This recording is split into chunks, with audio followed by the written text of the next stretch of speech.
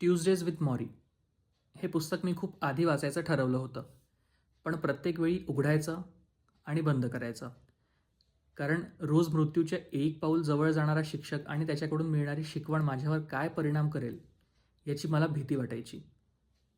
एक दिवस मी स्वतःशीच ठरवलं, जर हे पुस्तक खूप जड वाटलं तर मॉरी आणि हे पुस्तक कायमचं बंद. पुन्हा कधी विषयही नाही काढायचा. पण माझा हा अंदाज पूर्णपणे चुकीचा ठरला.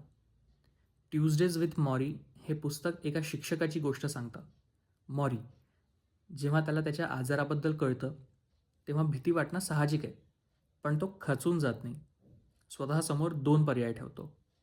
उरलेल्या वेळेत आजाराला दोष द्यायचा का त्या वेळेचा सर्वोत्तम वापर करायचा सर्वांसाठी. तो दुसरा पर्याय निवडतो. दुसरीकडे आहे मिच, त्याचा माजी विद्यार्थी. यशाच्या शिखरावर असताना योगायोगाने त्याला मॉरीबद्दल कळतं.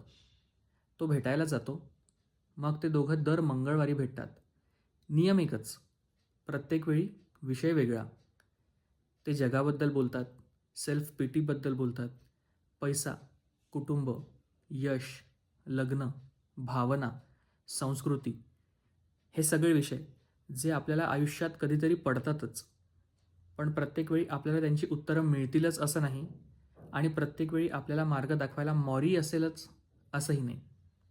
या पुस्तकातलं एक वाक्य मला खूप खोलवर लागलं. यू हॅव टू फॉरगिव्ह युअर सेल्फ बिफोर यू फॉरगिव्ह अदर्स. कारण काही गोष्टी आपल्याला आतून अडवून ठेवतात.